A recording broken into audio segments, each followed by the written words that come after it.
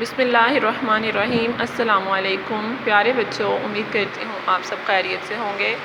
آج ہم نظم حکم دیا ہے پیارے نبی صلی اللہ علیہ وآلہ وسلم نے کی دہرائی کریں گے۔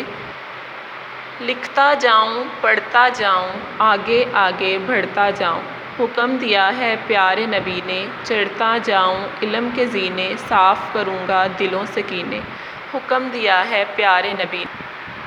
اپنا دل بھی صاف کروں میں، بدلہ نہ لوں معاف کروں میں، حکم دیا ہے پیارے نبی نے۔ کوئی اگر دے مجھ کو امانت، کروں نہ ہرگز اس میں خیانت، حکم دیا ہے پیارے نبی نے۔ خود جو سیکھوں سب کو سکھاؤں، اچھی باتیں سب کو بتاؤں، حکم دیا ہے پیارے نبی نے صلی اللہ علیہ وسلم۔ جیسا کہ آپ جانتے ہیں کہ آپ اس نظم کی پڑھائی کر چکے ہیں اور آج ہم دہرائی کر رہے ہیں، اور اس کے درج الفاظ کے معنی بھی دیے جا چکے ہیں، یعنی الفاظ معنی زینے، سیڑھیاں، کینے، حسد، برائیاں، ہرگز کسی بھی حال میں۔ امید کرتی ہوں کہ آپ نے اس نظم کے الفاظ معنی بھی یاد کیے ہوں گے۔ سرگرمی نمبر 1 ہے کہ نظم کو درست تلفظ کے ساتھ پڑھیے، جیسا کہ میں نے ابھی پڑھا۔ اس نظم میں پیارے نبی صلی اللہ علیہ وآلہ وسلم کی جن باتوں کا ذکر ہے ان کی فہرست بنائیے، مثلاً علم حاصل کرنا۔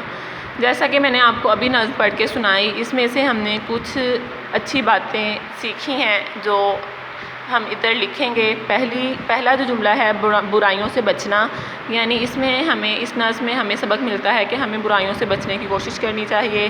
دوسرے نمبر پر دل کو صاف کرنا چاہیے، اور تیسرے نمبر پر ہمیں معاف کر دینا چاہیے، یعنی اگر کسی سے کوئی غلطی ہو جائے تو ہمیں اسے معاف کر دینا چاہیے۔ اور چوتھے نمبر پر ہے امانتوں کی حفاظت کرنا، یعنی کہ اگر کوئی ہمارے پاس امانت پکڑائے تو ہمیں اس کی حفاظت کرنی چاہیے۔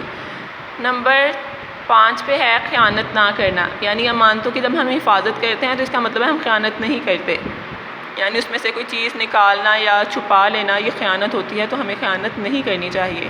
علم کو پھیلانا، جیسے اوپر انہوں نے ذکر کیا کہ ان کی فہرست بنائیے علم حاصل کرنا، جیسے اگر ہم علم حاصل کرتے ہیں تو ہم پر یہ بھی فرض ہے کہ ہم اس علم کو پھیلائیں۔ اسی طرح سرگرمی نمبر 3 ہے کہ ان باتوں میں سے آپ کن کن باتوں پر عمل کرتے ہیں لکھیے۔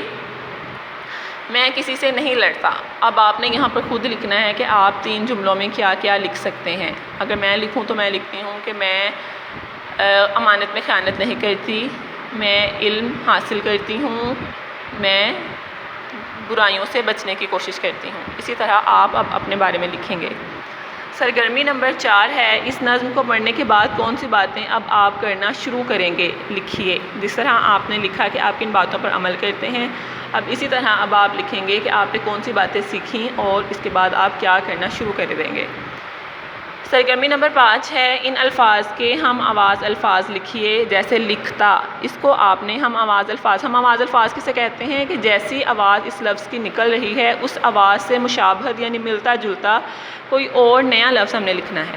جیسے لکھتا، اس کی مثال انہوں نے کیا لکھی، بڑھتا، تو ہم اس کو پڑھتا بھی لکھ سکتے ہیں، کھاتا بھی لکھ سکتے ہیں، بھاگتا بھی لکھ سکتے ہیں، یعنی لکھتا، پڑھتا، کھاتا، بھاگتا، پڑھتا، بڑھتا، یہ ساری ایک جیسی آوازیں ہیں۔ اسی طرح دوسرا ہمارے پاس لفظ ہے زینے، تو اس کے ہم آواز الفاظ کون سے ہو سکتے ہیں، سینے، کینے، جینے، پینے۔